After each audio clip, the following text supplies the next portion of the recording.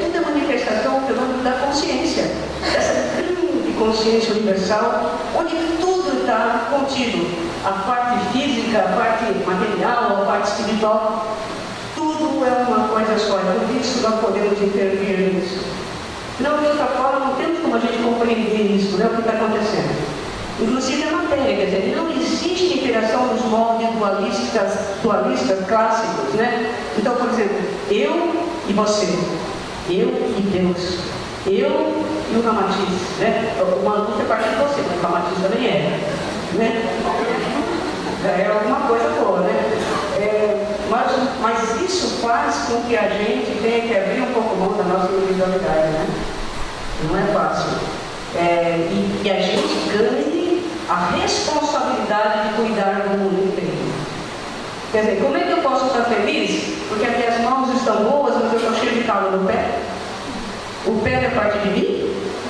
Ué, como é que funciona isso, né? E a gente vive exatamente assim. A gente passando pelas coisas e esquece a dor dos outros. Como é que você quer ser feliz? Né? Como é que nós vamos ser felizes? Mas você fala, mas o que eu vou fazer? Vamos ver o que não fazer? Passa a próxima, então, aí. Então a gente sempre fala, não, eu não sou capaz de tanta coisa, para com isso, né? Então, alguns exemplos que ilustram bem para a gente como é que isso funciona. Por exemplo, a telepatia, fizeram experimentos há muitos anos atrás com telepatia, todo mundo sabe o que é telepatia, né? Você fala aqui, o outro entendeu lá. Fizeram experimentos, pegaram algumas pessoas, uma pessoa, puseram dentro de uma caixa hermeticamente fechada, aqui na América, e cheio de relógios atômicos e tudo que pudesse impedir a saída de energia daquilo ali. Dali não saía energia nenhuma. E botaram outro fulano lá na Rússia, sei lá onde, nas mesmas condições, e deram um estímulo, qualquer para esse fulano daqui, um estímulo musical. Deram muitas coisas, mas um estímulo musical. Quando você tem um estímulo musical, quando ele começou a cantar, todo mundo fez, não foi? Todo mundo se envolveu, foi uma coisa maravilhosa. Então, a mesma coisa, quando tem um estímulo musical, quando nós aqui fizemos, né, que maravilha, houve uma energia que subiu aqui, não foi? Um dispêndio, deixou todo mundo cansado, né? Todo mundo ficou cansado, mas cantando, porque aquela coisa maravilhosa, emocionada, cansado. Quando eles foram ver esse fenômeno, o que aconteceu? No mesmo instante, no mesmo milionésimo de segundo que este teve essa emoção, aquele outro lá teve sem nenhum gasto de energia. Como que isso é possível dentro da física normal newtoniana, né? Então eles estavam falando de um processo quântico, um movimento da consciência, que é tudo atemporal. É assim que funciona, por exemplo, a terapia de vida passada. Teve alguém aqui que já foi vítima minha em terapia de vida passada? É muito vítima, né? Então, o que acontece na terapia de vida passada? Quando eu escrevi essa terapia de vida passada, 30 anos atrás, aqui no Brasil, eu falava assim, nós vamos fazer, nós vamos se lembrar do passado, né? Vamos, através do estilo X, Y, A, que eu não vou contar para vocês, não vou ensinar, né? Nós somos capazes de saber o passado. Quando a gente estuda melhor a física quântica, o que a gente percebe que é uma coisa diferente. O que acontece é que esse passado, ele continua acontecendo. Tudo que acontece, absolutamente tudo que acontece, os momentos são eternos. Os momentos não podem ser apagados, né? Então é por isso que nós conseguimos acessá-los de uma forma atemporal. Nós abrimos a gente fala, uma janela no local. Nós, na verdade, na terapia de vida passada, nós estamos fazendo uma viagem no tempo. Através do quê? Através da expansão da nossa consciência. É isso que eu vou ensinar vocês a fazer. Mas essa expansão da consciência pode permitir não só uma terapia de vida passada, né? Ela pode permitir você escrever um livro. Quem já leu os livros do Rogério Rodin, por exemplo, né? Livros escritos através de pesquisa psíquica, como eu tenho escrito meus últimos livros, que você expande a sua consciência e de repente você está lá, sentindo a mesma emoção. Eu quase morro para escrever esses livros, né? Não deixa me sozinha, né? Está ajudando a escrever. Então, é uma coisa inexplicável se não for através de termos acessado por uma janela não local, usando uma memória quântica, uma memória de consciência. Tudo continua acontecendo, nada se acaba. Então a gente tem uma responsabilidade do que a gente faz, né? Aquela palavra falada hoje, ela vai mudar para a eternidade. Toma cuidado com o que a gente fala, né? A gente falou assim, que tudo é falado, mas é compreendido pelos engramas atuais.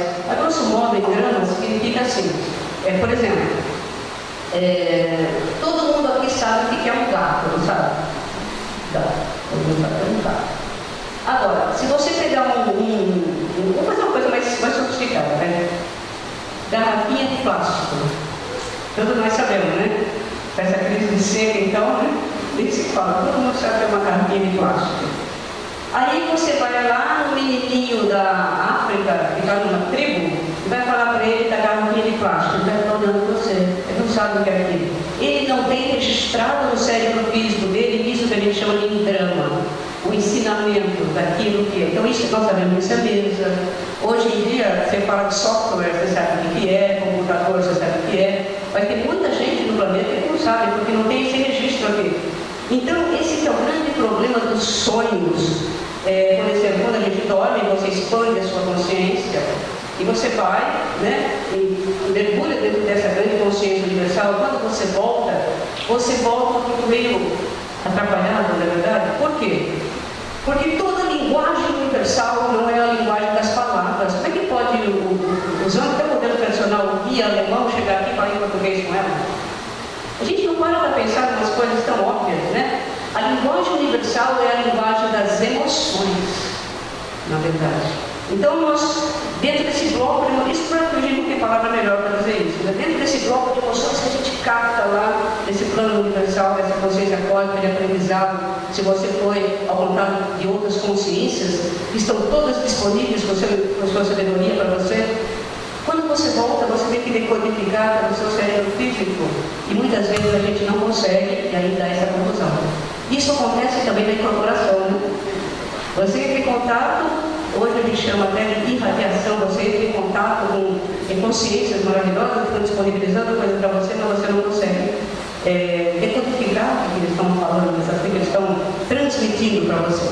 Mas nós temos que ter noção disso. Então, nesses livros de pesquisa de si, que acontece isso, na terapia de vida passada e tudo mais. Vamos então para o próximo, agora vamos aprender a fazer? Né? Mas é o problema, né?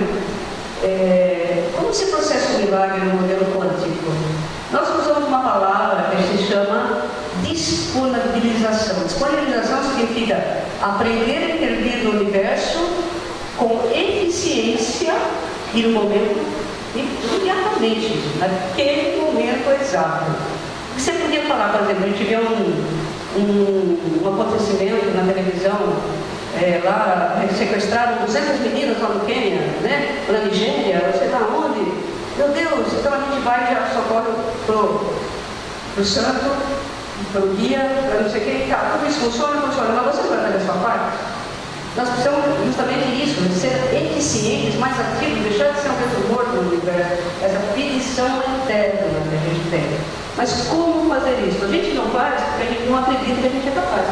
Como é que eu vou chegar lá na Nigéria, né, e interferir naquilo lá? É muito simples. Todo milagre é mental, vocês aprenderam isso, né?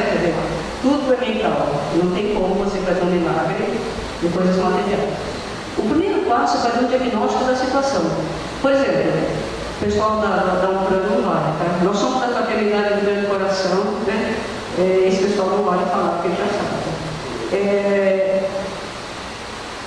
O que vocês acham, usando esse modelo, né? Usando essa história, por exemplo, desse pessoal que está sequestrando as meninas lá no norte da África, o que esses sequestradores, esses fanáticos radicais, o que eles precisam? Alguma sugestão? Eles estão... Conhecimento. Oi? Amor? Conhecimento. Oi? Consciência. O problema é o seguinte, como é que nós vamos pegar essas palavras faladas por nós aqui e transformá-las num milagre? Né? Eu vou ficar sentado lá, né? O resto da vida eu falo assim, bom, estou mandando amor para ele. Ah, tá. Você vai ficar o resto da vida ali e não vai acontecer nada, absolutamente nada, né? Então, o nosso trabalho é fazer um diagnóstico mais apurado. Na minha opinião, o que esses homens precisam é serem mais generosos, terem mais compaixão. Você não acha? É porque eu acho tal coisa, porque eu acho que, por exemplo, o islamismo é mais correto, ou que eu tenho que fazer uma guerra santa, então a sua vida não importa. Quer dizer, eles não têm compaixão nenhuma. Nós precisamos transformar essa palavra compaixão numa emoção. Então, nós pensamos num trampolim para poder fazer isso. Então, como que a gente usa esse trampolim para fazer isso? Como transformar uma palavra, uma coisa que a gente diagnosticou, para que a gente possa mandar lá, porque nós sabemos que não tem tempo e espaço, né? Como é uma pessoa, encarnada ou desencarnada, que representasse essa compaixão para vocês? Gente, acho que o Salvador falou nada hoje. Às vezes é uma mãe que já morreu, um parente, uma entidade. Eu penso sempre na Madre Maria Teresa de Calcutá, né? A gente olha para ela e a gente vê generosidade, né? A gente vê compaixão. Quando você pensa na Madre Maria Teresa de Calcutá, você já se tomou de compaixão, né? Aí então, né? Todo milagre traz uma emoção, que é a única linguagem universal, convertida em pensamento, impulsionada pela verdade. Aí então, você é capaz de impulsionar essa emoção para onde você estiver. Porque você, quando você entra em contato com isso, vai ser de nós, você expõe a sua consciência.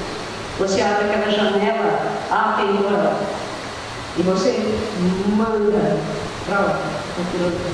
Né? A gente fala, não sou capaz? Não. Então, por exemplo, vamos pegar uma coisa mais próxima de nós. Todos nós, ou muitos de nós, tiveram parentes alcoólatras, por exemplo, né? Quanta gente, né? Então, o que acontece? Aí, com toda a fé do mundo, a gente vai rezar, não acontece nada, né? Porque a gente sabe que o alcoólatra, como em todas as patologias, eu não gosto de falar dessa palavra patologia, mas 20 minutos, não é 20 minutos, rapidinho, só para vocês aprenderem isso. Todas as patologias mentais, que hoje a psiquiatria classifica como patologia, eu não acho que é patologia, eu acho que eu falo lembrança de vidas passadas, a gente sempre sabe que existe um caráter pré-mórbido, né? Uma coisa que o alcoolismo não é uma doença, é uma decorrência de um tipo de personalidade, a depressão não é uma doença, é decorrência de um tipo de personalidade. A gente sabe que o depressivo é aquela pessoa que tem grande dificuldade de lidar com as frustrações da vida. Então, quando a vida não atende às suas expectativas, ele fala, né? Eu vou para a cama chorar. Então, enquanto o depressivo não se convence que o problema dele não é tristeza, ele não está triste, está com raiva. Eu nunca falei nenhum depressivo enquanto ele não se convenceu que o problema dele era a frustração, que ele não sabe lidar com as vicissitudes da vida. Só para mandar sigla, né? Todo mundo vê a sigla, vê como é que é não ser depressivo, né? Como lidar com as vicissitudes de peito aberto, né? Então, outras pessoas no lugar da si vêm para a cama chorar e ela está daqui a 5 anos. E o que acontecia com essas pessoas?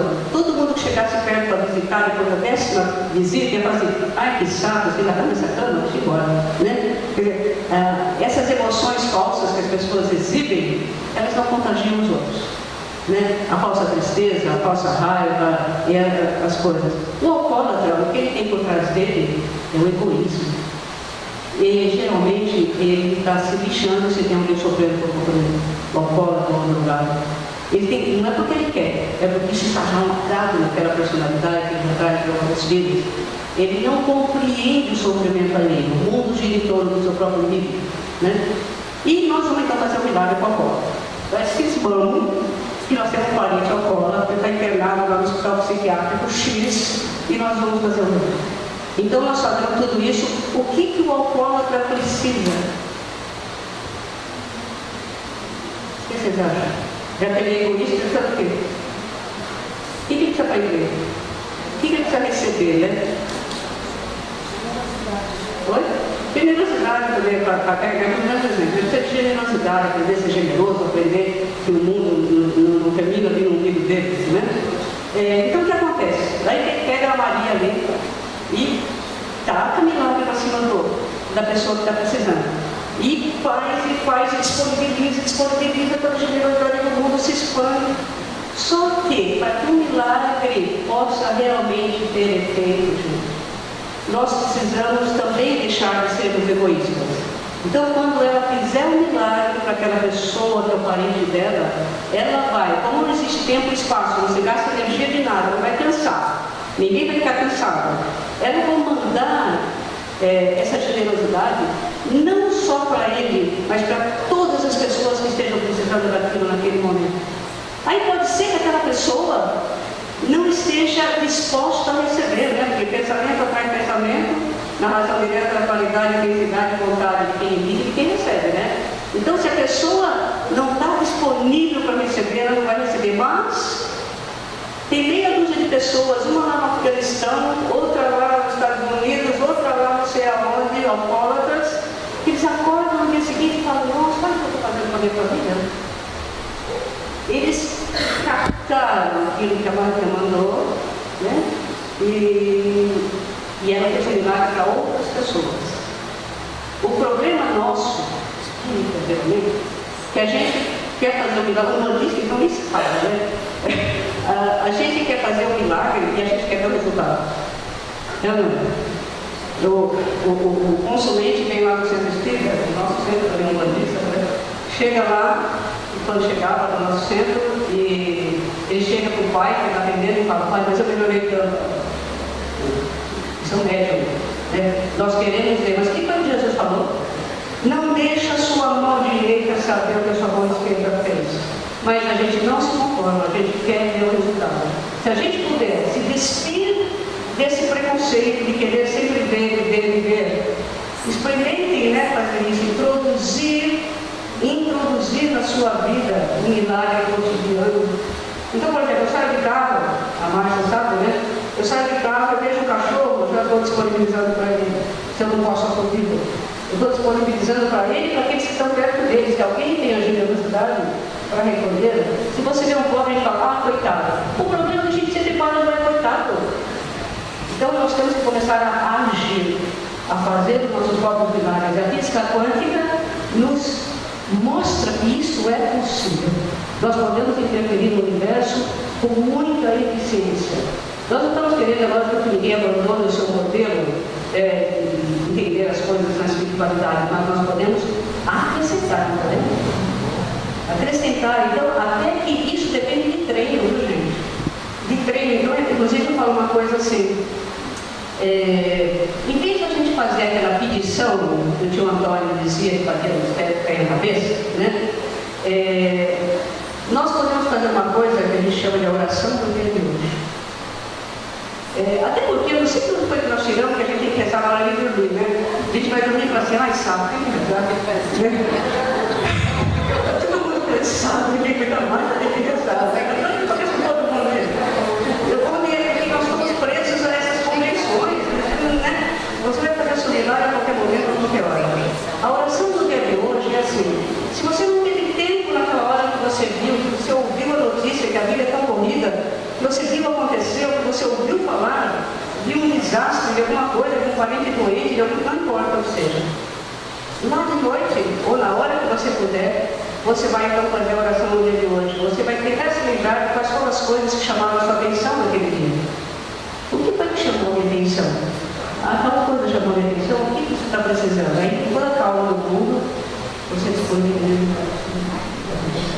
É a nossa obrigação, não é isso? Então, e a gente para de envergonhar os guias, né?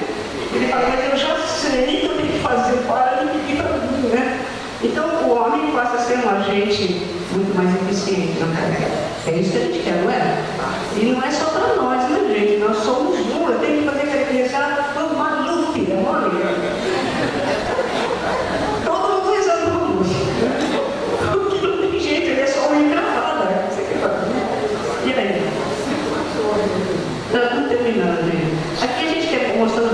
dizer assim, um perigo do milagre, né? O perigo da gente entrar nessa janela quântica. A gente fala, vou sair fazendo, né? Que beleza, né? O cara tem uma mediunidade, a gente sai fazendo. Então esses livros foram todos escritos através da pesquisa psíquica, através da abertura de uma janela temporal, segundo o Roger. Esses dois aqui são meus, eu sou os peixinhos eternos, só que o meu karma e o Rodrigo dele está pronto. Ele não para de perturbar, está aí o próximo livro, está aqui. O Sérgio está muito sentido, frustrado, vai tentar se matar porque não sabia. Né? Esses livros foram escritos entrando nessa janela quântica, e isso é muito doloroso. Não é fácil fazer isso. Então, antes de vocês pensarem em fazer essas viagens atemporais, e querer saber o que aconteceu no passado, ou até mais, nós temos um companheiro que vai ao futuro, né? JR, nosso amigo, mas esse aí está mais novo já, né? Que vai ao futuro, o que acontece? Nós precisamos nos treinar primeiro, humildemente, por anos e anos e anos, fazer a caridade. Primeiro. Fazer os pequenos milagres do dia a dia.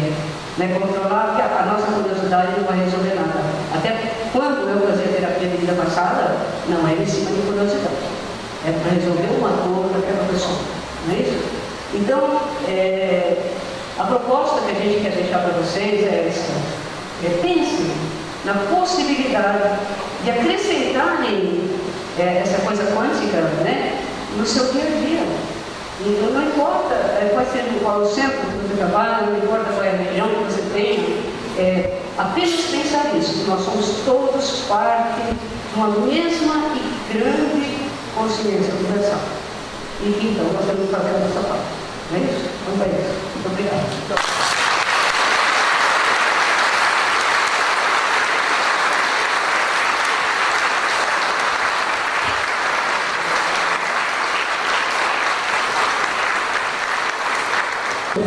Aqui não está aqui, mas tem um livro anterior nosso que se chama Embora um Novo Olhar, que nós introduzimos anterior, né, um pequeno capítulo dando um vislumbre disso tudo aí, né?